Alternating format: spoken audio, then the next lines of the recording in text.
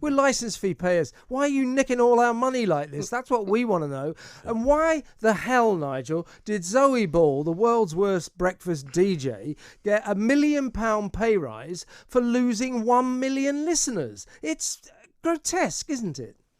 It's the BBC not really thinking it through. Fancy that. It's grotesque. Even if you put listeners on £1 million a year increase. Yeah.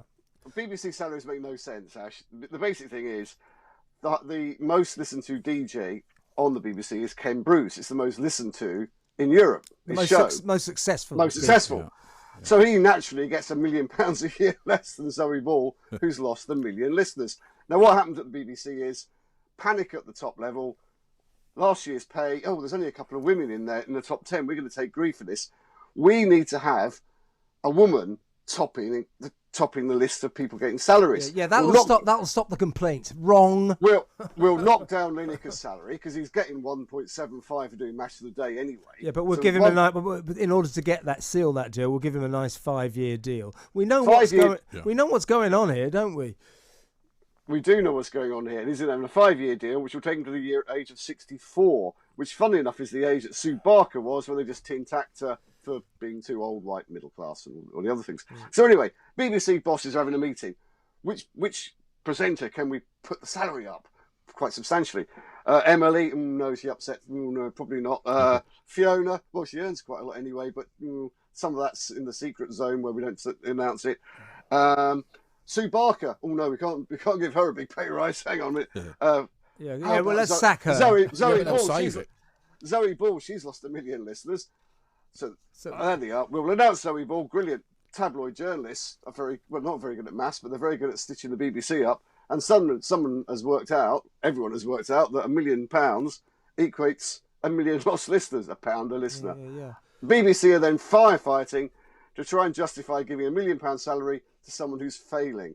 This is the BBC all over. Yeah. When they try to make cuts, Kevin, they end up getting more. There's now 76 people more earning more than the Prime Minister. Now, go on.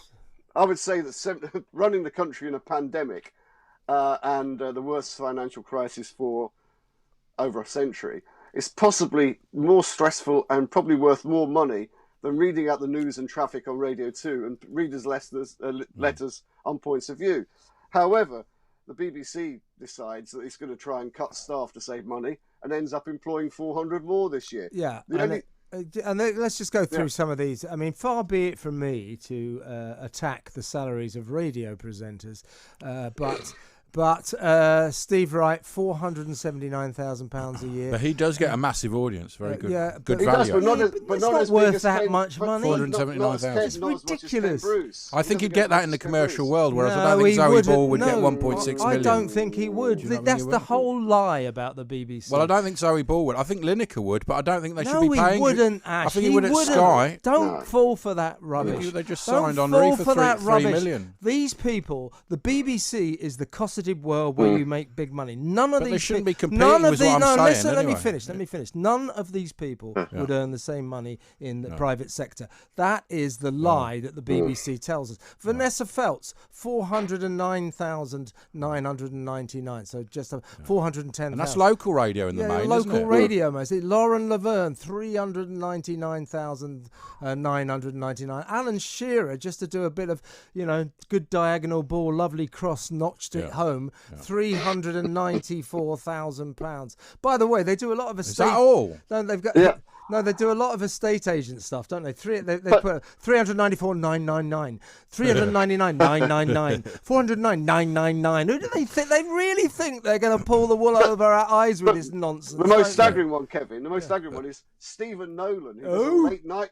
Thank you. Who does a late night show? I think on Radio 5, possibly something in Ireland, Northern Ireland. 390 grand, which is more than Ken Bruce. More than Ken Bruce, who's the most successful DJ in Europe. So the BBC doesn't make any sense.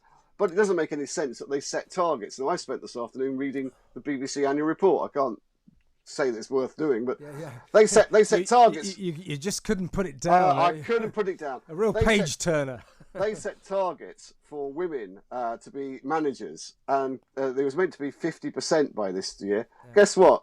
Only 45%. Oh, no. They were going to have managers for BAME people, and they set 15% target. Guess what? 12.3%. Yeah. Staff pay has soared.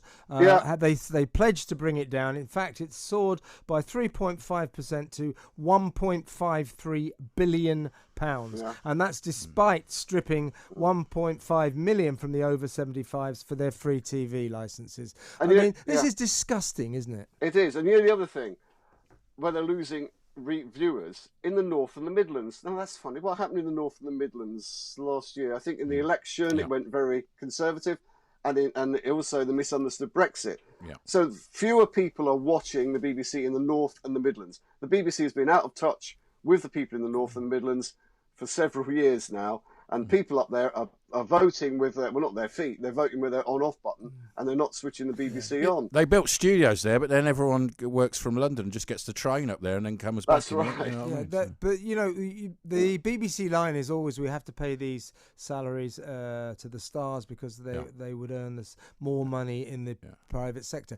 That, folks, is simply untrue. It is not true. It is the lie they tell us to justify what they do year after year after year, which is take our license fee money and then divvy it up among themselves. So away from the celebrities, there are, of course, hundreds of obscenely overpaid, obscure middle management executives on six-figure salaries as well. And the gravy train keeps on chugging away, doesn't it? It does. It's bizarre because they keep on adding these people, but while the BBC wants to be diverse, wants to be more equal, in actual fact, it reveals its own figures. 81% of people who make programmes are white middle-class people. They only have 12% of black people making programmes for them. And yet, such a hypocritical organisation. This is the hypocrisy of it all. The hypocrisy of the BBC is that they preach we're trying to have equality. It's not equal. There's still only 4 women in the top 10, and they're all at the bottom apart from Zoe Ball, who was artificially, possibly promoted because they wanted it to be. And they want to have more black people on the television, and yet they don't have black people actually making the programmes and making decisions, which is where it should be important.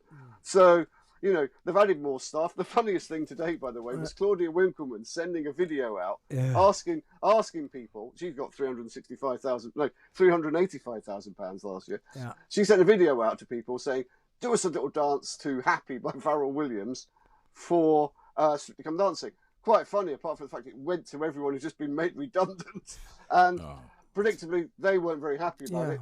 But why? The video's been taken down. So that's tin-eared of Claudia. She didn't really read the runes there, did she? To say the least.